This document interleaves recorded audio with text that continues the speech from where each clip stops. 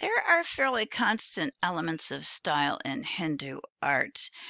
The poses of figures tend to be dynamic, certainly in sculpture, also to perhaps a lesser extent in painting, sometimes even engaging in poses like this, which seem to be swaying in motion, and that would reference the one that's on the left.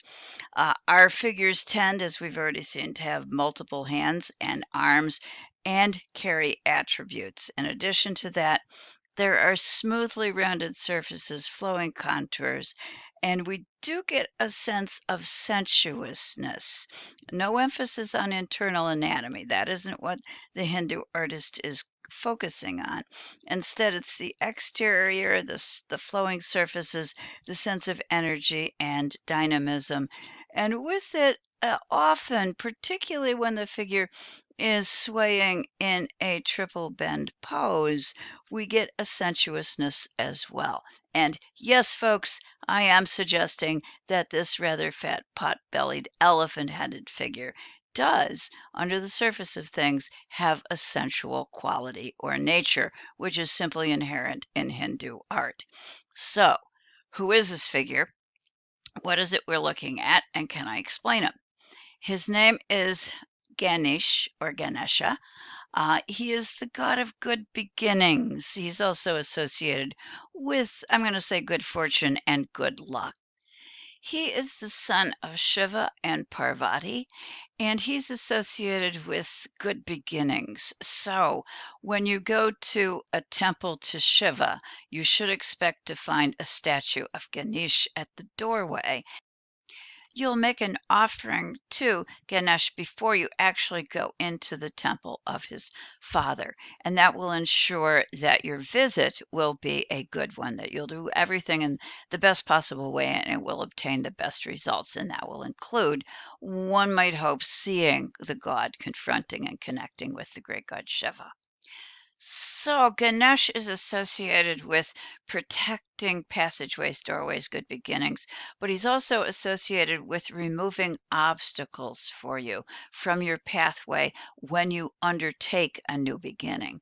In order to understand that, his role essentially in Hinduism, we need to take a look at his origin story, and that will also help to explain his appearance. There is more than one version of this story. I'm going to give you the version that I know best. Parvati was about to take a bath while her husband was away, the great Lord Shiva. So, to protect her doorway and her privacy, she creates a kind of guardian figure out of the soap bubbles of her bath. And that will, in fact, ultimately become Ganesh. Unfortunately for him, his soon to be father, Shiva, is going to return before Parvati is through with her bath. Shiva doesn't know who this creature is guarding the doorway to his wife's chamber, so he beheads him, killing him and destroying the new life that Parvati had created. She is beside herself in grief, and Shiva decides to restore the child to life by taking the head of the first creature he sees and putting it on top of the body of the child that Parvati created. So, what we really have here is their offspring, and the offspring Ganesh was created equally, I'm going to say, by both mother and father. I should add, of course, that the first creature to come along in front of Lord Shiva was an elephant. He took the head of that creature, added it on to the body of the child begun by Parvati, and together what we have is the body of a child, the head of an elephant, the creation of both Parvati and Shiva. This child remains associated with doorways because, of course, he was guarding Parvati's bath, and he also becomes associated with removing obstacles for you and me as we cross these doorways. So, how do we find that out by just looking at the image? Well, in one of Ganesh's hands, if we go right over here, and the one on the left, by the way, is in the Philadelphia Museum of Art. So when you go, you can actually see this one, which is a pretty good example. We have an axe, and that axe is intended to chop down, to destroy, or to eliminate any obstacle that is going to deter you from having complete success. So, when do we actually consult Ganesh?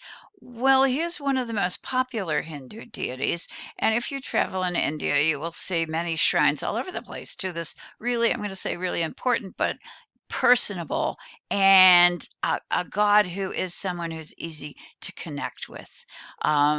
So, we're going to make an offering to Ganesh every time we do any kind of important undertaking. That, of course, could include visiting a temple to Shiva, but it also could be something we would do before we go on a long trip. Certainly, we would make an offering to Ganesh before we get married. That's a pretty big move in life. Or even, I'm going to suggest you might want to try it before you take your final exam. So, what kind of offering might I make? Well, as you can see from our kind of roly poly friend right here, he loves to eat, he loves treats, and he's actually holding one. If you go over here, I believe this is a radish. This is one of the treats of Ganesh. However, he's also very fond of sweetmeats and other goodies. So, those might be some of the offerings that you might leave, in addition to the very traditional offering of flowers to gain his goodwill. He, in this particular image, is dancing in joy, and it's often said that he danced to entertain his mother and his father. There is what's left of this is a fragment over here, a drummer who is beating the rhythm for his dance. It's also said that he dances in joy for us because as we enter the temple to his father, he knows that that visit is going to help us. It's going to help to improve our karma and to move us along in terms of progressing towards ultimately towards release. This is a quick peek at another image of Ganesh. This one happens to be located in the Metropolitan Museum of Art in New York, so check it out. Their material from India is excellent. It's really, really good.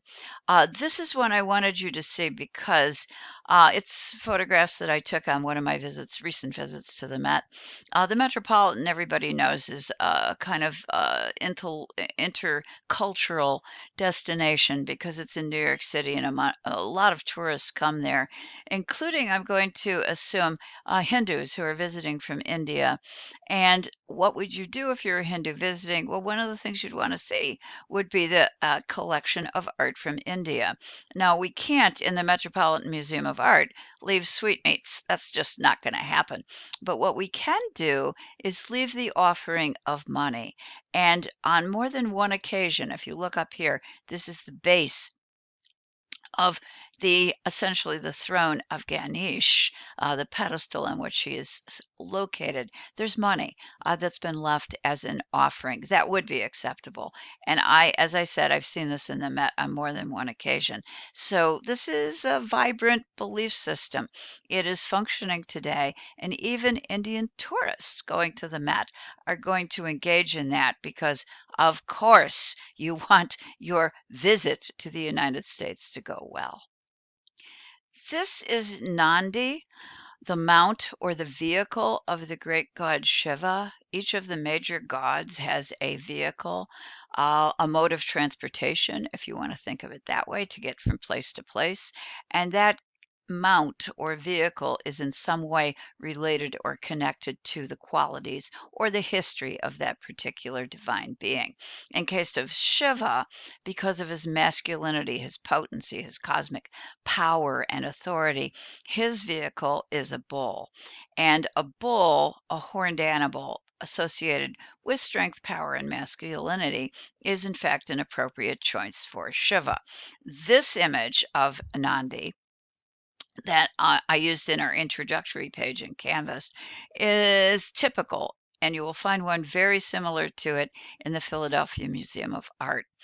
It shows Nandi kneeling in adoration of Shiva, and images like this are often placed in separate shrines before we enter the shrine of Shiva. So he is a protector, a vehicle, a mode of transport, in other words, and also a role model for us because we come and see the divine Nandi bowing, prostrating himself in front of the great god Shiva. That directs us to Shiva's temple. And as we approach Shiva's temple, we almost certainly will pass an image of Ganesh. Again, we have a sense of swelling forms of rounded surfaces.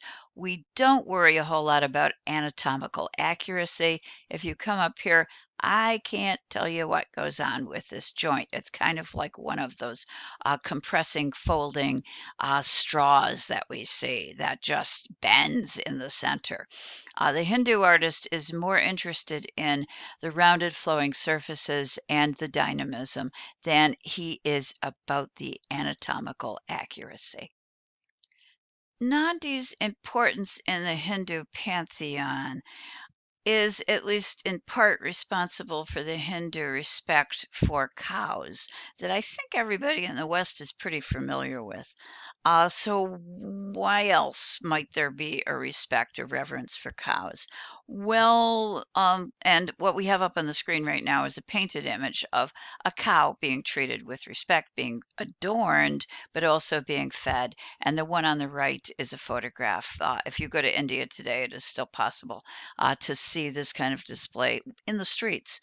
Okay, why? Well, cows are really gentle creatures, and what they do is give to us. They certainly produce milk that allows us to have butter, for one thing, and cream. They also produce fertilizer, which helps to nourish the earth, which allows us to plow the fields and raise crops. These are really amazing creatures. Hindus, by honoring cows, also have the sense that they are honoring all animals. The Vedas also talk or reference the sacredness of cows, particularly in reference to the cow almost becoming a symbol of the fertilizing qualities and of the earth itself. As a result of this, most Hindus do not eat beef, so they are burger free. The cow then will appear in culture and in religion, and it certainly will appear in art.